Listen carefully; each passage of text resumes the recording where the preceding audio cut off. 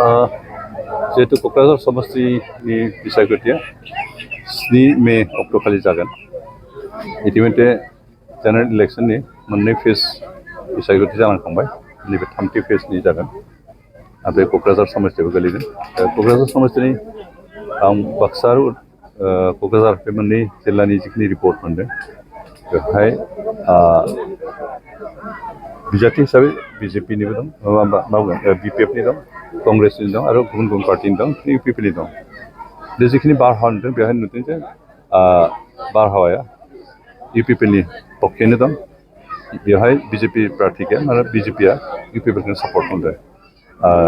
बेनिखायनो जों आसा खालामदों जिहेतु बारहावाया इउपिपिनि पक्षआव बारदों बेनिखायनो इउपिपि प्रार्थीनि देरहागोन दिनै बिपिएफआ बिभिन्न नंखाय बाथ्रा प्रसार खालामनानै रायजोनि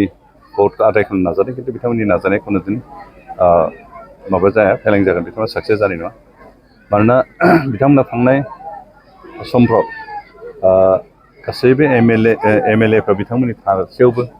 गासैबो एमएलएफ्रा बिपिएफनि थासेयावबो बिथांमोना देरहानो हायाखै एबारथ' बिथांमोननि एमएलए सासेल'सो दं आरो हयथ' एमसिएलए साथाम साब्रैसो दं बे साथाम साब्रै एमसिएलए आरो सासेल' एमएलएजों देरहानायनि सिमां जिथु नुदों बे खुनुदिन साक्सेस जाया बिथांमोना देरहानाय नङा माथ्र बिथांमोना रायजो राजाखौ फुस्लायना थगायनानै बोरै गावसोरनि खालामनो बिनि नंखाय बाथ्राफोरजों प्रसार खालामनानै मानसिफोरखौ फुस्लायनो नाजादों बे साक्सेस जानाय नङा दिनैहाय नैबेयाव बे दावरायघाट जितु केम्प बेवहाय माइन'रिटि कमिटिनि गोबां न'खर रिलिफ केम्प हिसाबै थादों आसलथे बिथांमोना दावरायघाट अरिजिन गामिनिमोन बावखुंग्रि समस्तियाव गोलैयोमोन खिन्थु थांनाय 2012 मायथाइनि जे जातिगत नांलाय खमलायमोन बेवहाय गावनि न' हा गारनानै बेयाव खारबोनानै थाफैनो गोनां जादों आरो आयुष्मान फाउन्डेसना जिखिनि अन्तत थानो बिथांमोननो सेल्टार खालामना होदों खिन्थु बिथांमोना गोबां समस्या दं लामा सामा सुबिदा गैया दै लोंनायनि बेबस्था गैया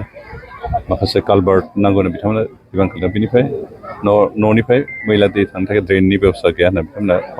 बेखिनिखौ समाधान खालामनो थाखाय खावलायदों आरो जों निस्सय बेखिनि जिखिनि जेंनाखौ मावनो हायै नङा बेखौ जों निस्सय मावगोन खारन मानसि हिसाबै थांना थानो गोबां सुबिदाखौ नांगौ जायो बे सुबिदाखिनि जों खालामनो हागोन